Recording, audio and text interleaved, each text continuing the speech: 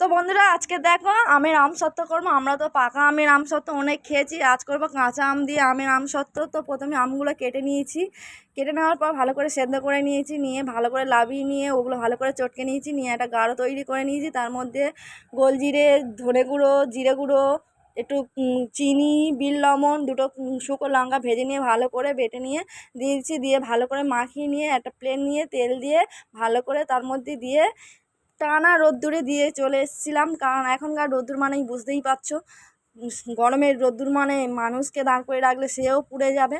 তো কাঁচা আমের আমসত্ত্ব করতে গিয়ে যা অবস্থা হয়েছে তা কি বলবো। আর আমসত্ত্ব তো মানে মানুষ শুকিয়ে কাঠ হয়ে যায় যেরকম, আমার আমসত্ত্বটা ঠিক ওই রকমই হয়েছে। দেখো পুরো শুকিয়ে কাঠ হয়ে গেছে, কারণ আমি আগে থেকে তুলতে পারিনি, দেরি হয়ে গেছিলো অনেক তুলতে।